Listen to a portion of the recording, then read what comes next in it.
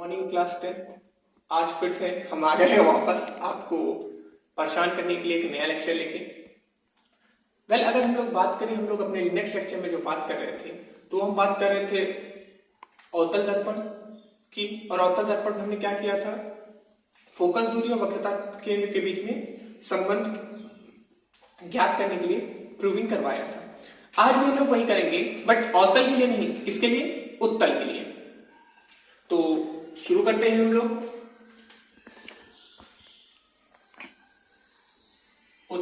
गोलीय दर्पण की वक्रता, त्रिज्या और फोकस दूरी में संबंध किसके लिए? उत्तल दर्पण के लिए। तो सबसे पहले हम फिगर बना लेते हैं, क्योंकि फिगर जो होता है, फिगर बनाना क्यों इंपॉर्टेंट होता है ये समझिए। फिगर जो होता है, जो भी चीज हम लोग कर रहे हैं या जो चीज करने वाले हैं या जो चीज हो रहा है, उसके बारे में आधा नॉलेज हमको दे देता है। और जैसे ही हमको आधा नॉलेज मिलता है, बाकी आधा काम हम लोग खुद कर सकते हैं। ठीक है, तो हम यहां पर बनाएंगे हमारा उत्तल दर्पण, ये उसका परावर्तक पृष्ठ है। तो लिखते चलिए, आप लोग नोट करते चलिए, पूरा नहीं लिखेंगे। माना m डैश उत्तल दर्पण का परावर्तक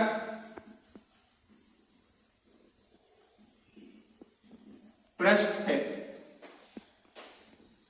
m डैश उत्तल दर्पण का परावर्तक पृष्ठ है।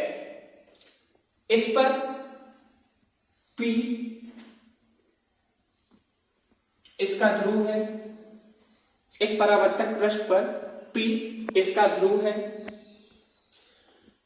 P से मुख्य अक्ष को बनाया गया है। दर्पण के पीछे F तथा C, F थोड़ा बड़ा ले लेते हैं, F तथा C फोकस दूरी तथा वक्रता केंद्र है। ठीक है, ये कॉमन डिटेलिंग हो गई कि जो जो चीजें हमको यहाँ पे चाहिए थी, P बता दिए, F बता दिए, C बता दिए और मुख्य अक्ष बता दिए। ध्यान दीजिए, मुख्य अक्ष इंपॉर्टेंट इसलिए होता है क्योंकि हमारे जितने भी पॉइंट पाए जाते हैं, P हो, F हो,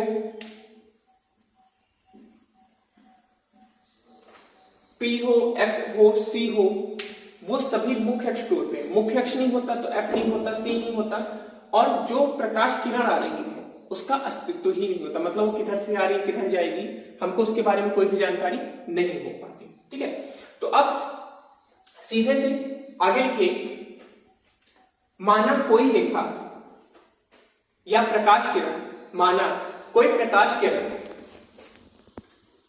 मुख्य अक्ष के समांतर, मुख्य अक्ष के समांतर आपतित हो रही है, आपतित हो रही है तथा परावर्तन के पश्चात वह, तथा परावर्तन के पश्चात वह फोकस से जाती हुई प्रतीत हो रही है, तथा परावर्तन के पश्चात वह फोकस से जाती हुई प्रतीत हो रही है। बोलिए, आई बात समझ में? ये हमने क्या बताया, ये हमारा पहला नियम है। जब हम लोग प्रकाश किरणों के आरेख की बात कर रहे थे तो हमने आपको बताया था ना, 3 नियम बताए थे। कौन कौन से 3 नियम थे? चलिए जल्दी से रिवाइज कर लेते हैं। जब कोई प्रकाश किरण मुख्य अक्ष के समांतर आएगी तो वो फोकस से जाएगी, बट फोकस से किस पे जाएगी? वो अवतल दर्पण पे। उत्तल पे क्या होगा? फोकस से जाती हुई प्रतीत होगी। तो यहां पे वही केस का यूज है। दूसरा केस भी पढ़ लेते हैं। जब कोई प्रकाश किरण फोकस से आएगी या आती हुई प्रतीत होगी तो परावर्तन के बाद वो क्या हो जाएगी? परावर्तन के बाद वह मुख्य अक्ष के समांतर हो जाएगी। जब कोई प्रकाश किरण वक्रता केंद्र पर आएगी या आती हुई प्रतीत होगी तो वह परावर्तन के पश्चात उसी मार्ग पर लौट जाएगी। यही चीज थी। तो हमारे पहला नियम की यहाँ पे बात है, हमको बाकी नियमों की बात नहीं करनी है। तो मुख्य अक्ष के समांतर आया, यहां पे परावर्तन हुआ, कहां से जाती हुई प्रतीत होगी? फोकस से। बोलिए आई बात समझ में? इतना चीज हो गया। अब हम नाम दे देते हैं। ए जो आपतित किरण है उसको नाम दे दिए ए बी, जो परावर्तित किरण उसको दे दिए बी सी। सी नहीं देखे डी दे देते हैं। डी इसलिए दे देते हैं हमेशा हम लोग नाम कि डी, ठीक है। डी इसलिए दे दे रहे हैं क्योंकि सी एक बार ऑलरेडी हम यूज कर चुके हैं, तो दो बार उसको रखने का कोई मतलब नहीं है, ठीक है। अब एक काम क्या करेंगे हम, इस बी बिंदु से सी को जोड़ देंगे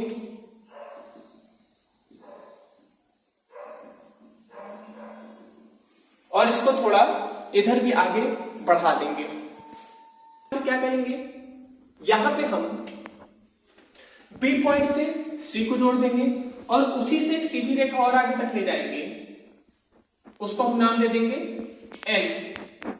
तो एनसी यहां पर अभिलंब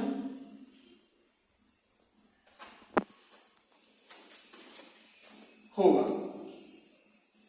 तो हमने यहां पे क्या कर दिया है, एनसी को हमने अभिलंब बना दिया है। तो जितना हमको कंस्ट्रक्शन या बनाने से रिलेटेड वर्क था हमने यहां पे क्या कर लिया है, कंप्लीट कर लिया है। अब हमको क्या शुरू करना है, हमको सिद्ध करने की प्रक्रिया को शुरुआत करना होगा कि हमको क्या सिद्ध करना है, किस तरीके से सिद्ध करना है। तो सबसे पहले यहां पे आपतन कोण और परावर्तन कोण क्या है उसको लिख देते हैं। तो यहां पे एंगल ए बी एन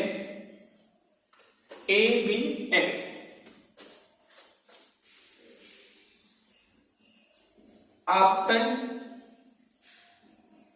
कोण है तथा एंगल एन बी डी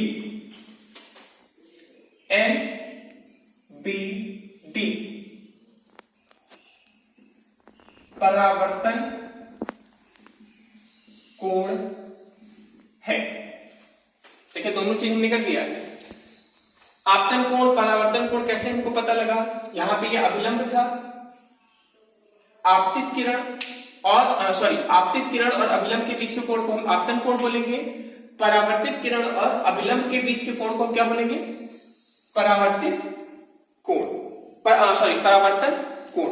तो हमारे पास ये आपतन कोण हो गया इधर तक का और इधर का परावर्तन कोण हो गया। और जाहिर सी बात है फिर से परावर्तन का द्वितीय नियम यूज करेंगे। परावर्तन का द्वितीय नियम, आपतन कोण सदैव किसके बराबर होता है, आपतन कोण सदैव परावर्तन कोण के बराबर होता है। तो इसको लिखेंगे हम लोग एंगल ए बी एन बराबर एंगल एन बी डी। क्यों, ये तो हमने लिख दिया एंगल ए बी एन बराबर एंगल एन बी डी। क्यों, ऐसे तो हम नहीं बोल सकते कि वो दोनों बराबर है। परावर्तन के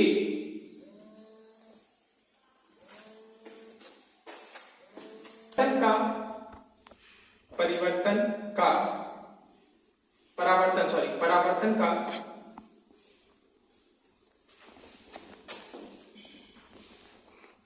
द्वितीय नियम।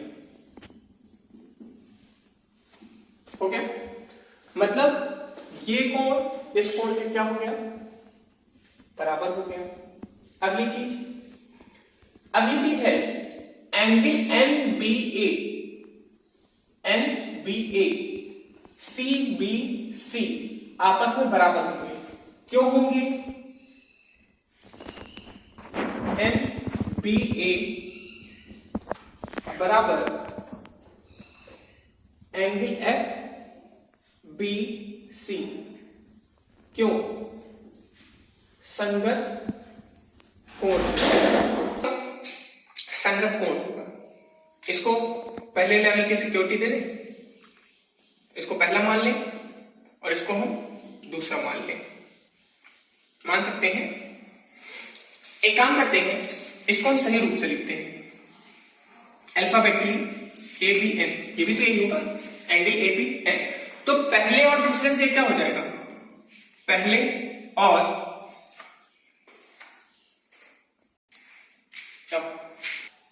तो पहले और दूसरे को जब हम इक्वेट करते हैं तो हमको क्या मिलता है, एंगल एन बी डी बराबर एंगल एफ बी सी।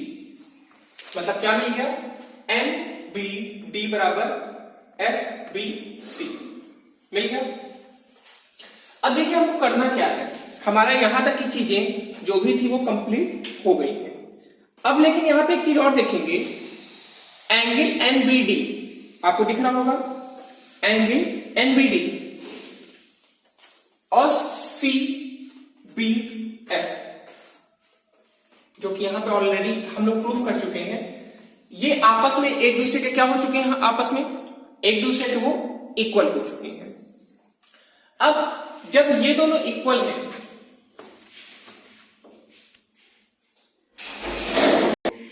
ठीक है, तो हमने पहले और दूसरे से जब इक्वेट किया तो यहां पे क्या था, एंगल एनबीडी बराबर एफ बी सी, हमारा ये आ गया, मतलब एंगल एनबीडी बराबर एफ बी सी, ये दोनों आपस में क्या हो गए, बराबर हो गए। हमारा ये चीज यहां तक प्रूफ हो गई। अब आगे हम लोग को क्या करना है, आगे हमको एक और कोण की बात करेंगे, NBD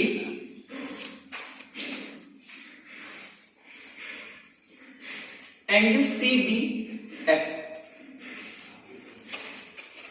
N B D C B F, C P F, sorry C P F,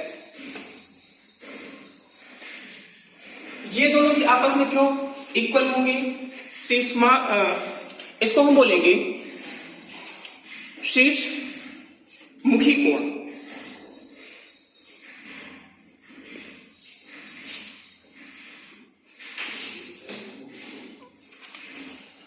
तो ये और ये भी आपस एक दूसरे के क्या हो गए, यहां पे हमारे फिर से ये आपस में क्या हो गए, बराबर आ गए। तो इससे हमको मिल क्या रहा है,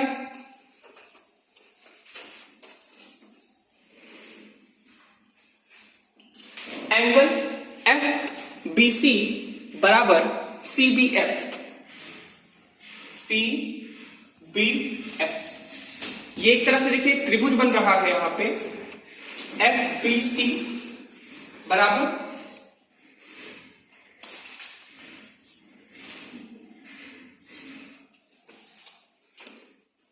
बोलिए हो रहा है, ये दो के दोनों एंगल आपस में क्या हो गए, बराबर हो गए, जिससे क्या हो गया, एफ बी सी ये एंगल और सी बी एफ, एक मिनट, एफ सी बी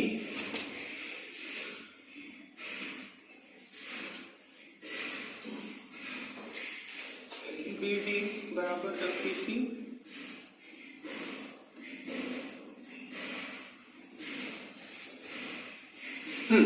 तो इससे क्या हो जाएगा, ये और ये कोण आपस में बराबर हुए, ये दोनों कोण आपस में बराबर हो गए, और जब कोण बराबर हो गए, एक मिनट, एक छोटी सी गलती हो रही है यहां पे, ये होगा BCF, BCF, ये कोण और ये कोण आपस में बराबर हो रहे हैं, तो ये भुजाएं आपको याद होगा ना कि यदि त्रिभुज के कोण बराबर होंगे तो उनकी भुजाएं भी आपस में क्या हो जाएंगी, बराबर हो जाएंगी। तो ये भुजा और ये भुजा आपस में क्या हो जाएगी, BF बराबर FC। क्यों, समान, यानी कि त्रिभुज के समान कोण की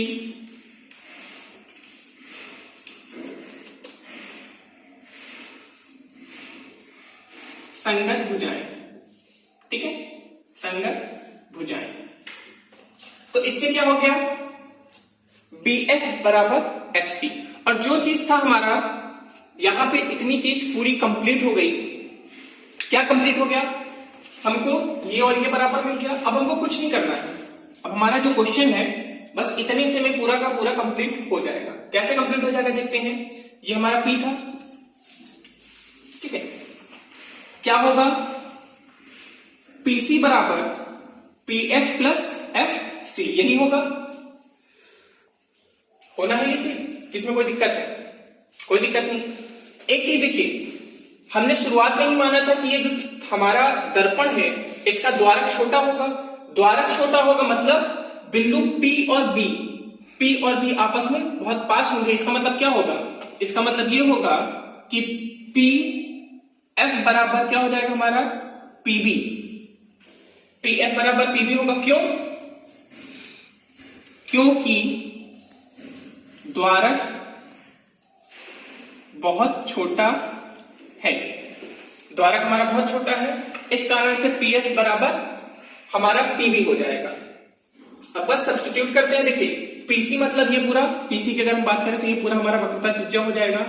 PF की बात करें तो ये हमारा फोकस हो जाएगा। लेकिन FC जो है हमारा, FC किसी मतलब करें तो हमको FC को बदलना है। तो FC को कैसे बदलेंगे? अब देखिए यहां पे PC हम लिख देते हैं, PF लिख देते हैं। ये दोनों हमारे मतलब का है, जिससे हमको कोई दिक्कत नहीं। FC हमारा जो है वो मतलब का नहीं है, तो FC को हम बदलेंगे। अब देखिए FC बराबर क्या है? FC बराबर BF। तो FC की जगह हम BF को लिख सकते हैं। चलिए हमने FC की जगह क्या लिख दिया? BF लिख दिया। और BF बराबर क्या है? एक मिनट, FP PF।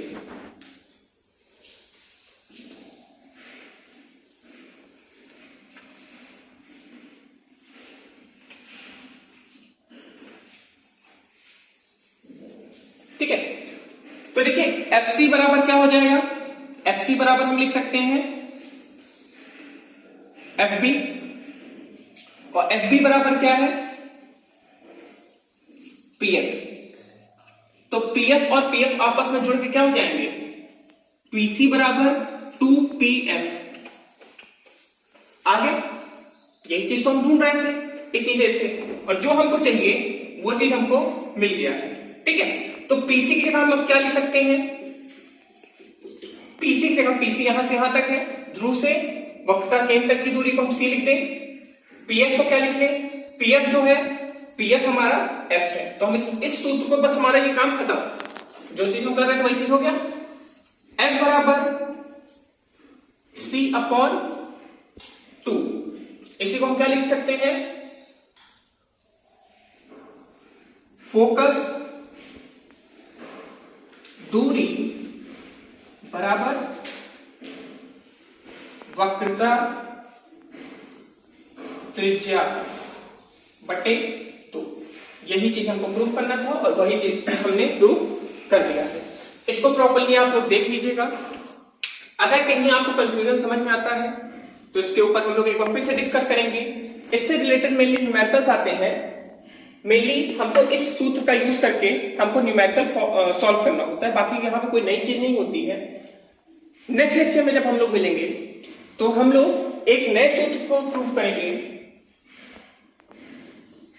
या कह सकते हैं कि फोकस दूरी, वस्तु की दूरी और प्रतिबिंब की दूरी, इन दोनों के बीच में संबंध ज्ञात करेंगे। अवतल के लिए अलग, उत्तल के लिए अलग। तो यहाँ पे ये भी मान लीजिए कि इसी तरह यहाँ पे जिस तरह इसमें 2 लेक्चर हमारे हो गए, इसी तरह इनमें भी 2 लेक्चर्स होंगे। और उसके बाद हम लोग इस चैप्टर को खत्म करेंगे। 2 एक्सरसाइज मतलब 2 लेक्चर्स और मैं बनाऊंगा न्यूमेरिकल से रिलेटेड। तब जाके हम लोग का प्रकाश का जो पहला चैप्टर है वो खत्म होगा। छोटा सा चैप्टर, छोटे बस 7-8 ही लेक्चर, तो छोटा सा लेक्चर रहेगा।